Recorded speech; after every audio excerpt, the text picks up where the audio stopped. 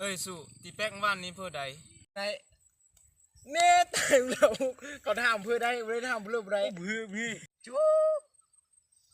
เพื่อกี้ใส่มาได้บ้านนี้โนคุณเก่งมาจังไดใส่จังมงเหรอเบิ่งมงไหม8:02 นาทีแล้วเนี่ยนี่เลยกูได้ตีแกงมื้อนี้ไปตีแกงคนกูเอกซัน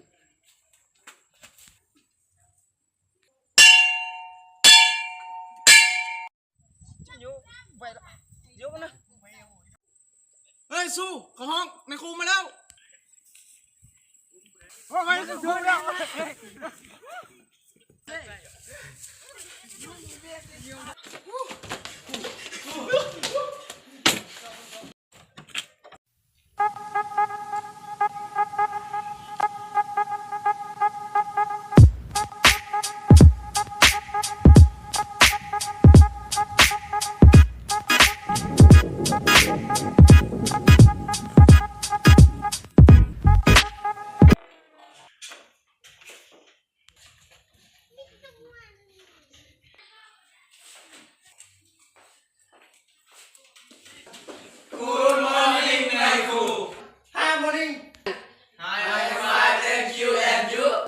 Sit down, please.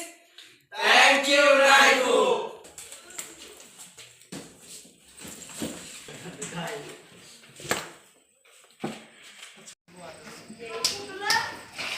เอามื้อนี้เรียนวิชาเลยนั่นครูสอนวิชาเลยอังกฤษหรือว่าอังกฤษเราเรียนวิชาเลย มึงเรียนกดตีนเลยเอาละในสมองนี้เราจะมาเรียนเกี่ยวกับคำศัพท์นะคำว่าโอเคแม่นยังเอาละให้เวลาผมควาในสมองนี้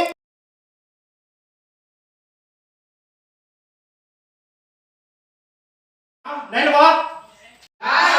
บุได้เอามิสเตอร์ไซสแตนด์อัพเนี่ยนะครูขอตอบคำว่าโอเคบุได้แต่คำว่า I love you เอาน้องจะเอาผู้ใดซอยใส่เอาโอเคสแตนด์อัพมิสเตอร์ไซเนี่ยนะครูขอตอบคำว่าโอเคแปลว่าตกลงเอาละเนาะแม่แล้วเนาะคำว่าโอเคแปลว่าตกลงแล้วตบมือให้เราเลย Sit down please ขอบใจนายครูเอาในสมองนี้มียังจิตถามบ่มี เอาเนาะคำว่าโอเคนี่นำไปใส่ในเรือนในซานเลยเนาะเอาเนาะในสมองนี้ก็จะเอาซ้ำนี้เนาะ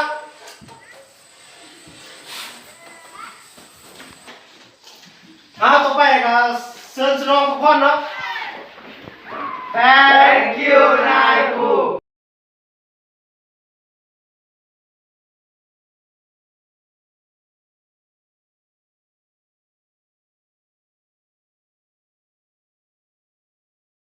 ตาสามเด้อตาสามซื้อสามวะ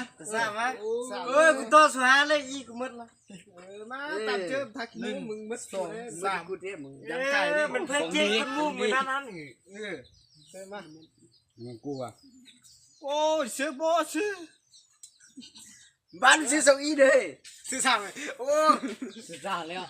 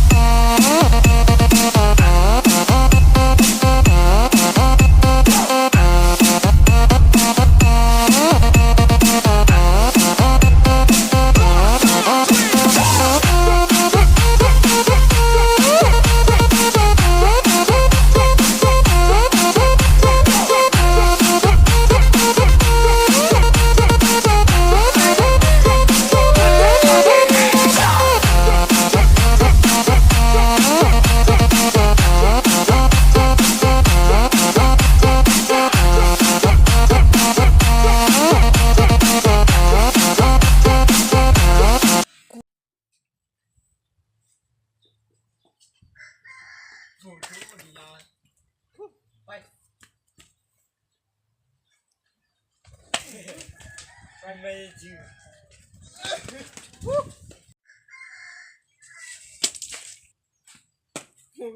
Jangan aku bener.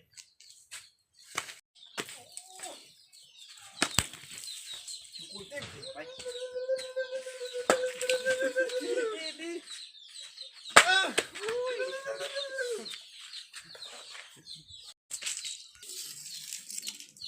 Ni, dah leo. เว้ยยังคาแป้งเนี่ยยังคาแป้งอยู่เนี่ยคาอยู่เนี่ยออกเลยคาอยู่เนี่ยออกแล้วนี่บึ้งเนี่ยโอ้ยยังขี้รักเลยนี่นี่มันออกเลยนี่คาอยู่ออกแล้วกูเกาไหมเนี่ยกี่สู้ออกแล้วอ้าวเพื่อนสู้มาหน่อยกี่มันตีออกเลยมันยังติดเลยนี่เร็วตัวนี้น่ะยุยเอาละยุยรักสีดิกูจะย่อเขาตีเดียวเร็วตีเลยตีเลยคนสุดยอดยุยก็มีจังหวะเลยยุยงับมาโอ้1 2 3 4 5 6 7 8กำไรกูละราตีกูอะไร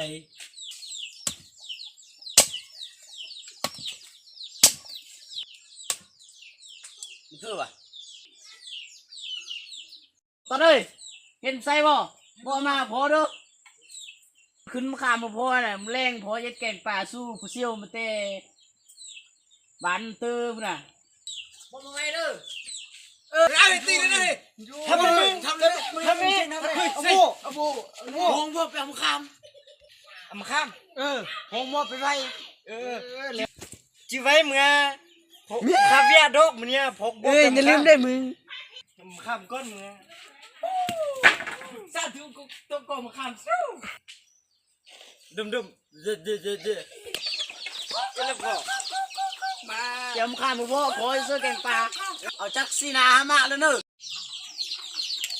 โอ้เป็ดเอใช่ป่ะมาแกงบ่ป่ามาแรงต้มเป็ดนี่บ่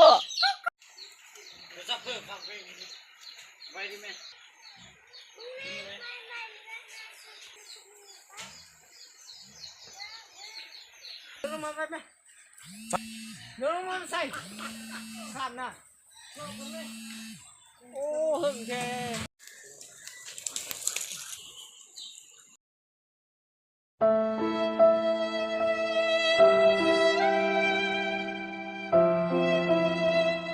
เฮ้ยโอ้โหนี่เฮ้ยโอ้โหน่ะ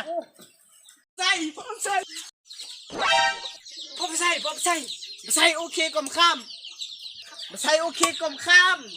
แม่นเลยโอเคกลมข้ามก็ว่าโอเคกลมข้ามแม่นเลยโอเคกลมข้ามลองไอ้จะดูโอเคกลมข้ามนี่แม่นเลยโอเคกลมข้ามนะว่าโอเคกลมข้ามโอเคตะเสานี่เห็นนี่ในครูจักบอกว่าโอเคแปลว่าตกลงนี่มาใส่ตกลงกลมข้ามแปลว่าโอเคกลมข้ามมานะโอ้ลูกกูถ้าเบิ่งคลิปนี้จบแล้วฝากกดไลค์กดแชร์ฝากติดตามเป็ดมอบ X2 เด้อเพราะว่าหอยยิ้มของผู้ทานคือความสุขของผู้ทานเป็ดเพราะว่าหอยยิ้มของผู้ทานคือความสุขของผู้ทาน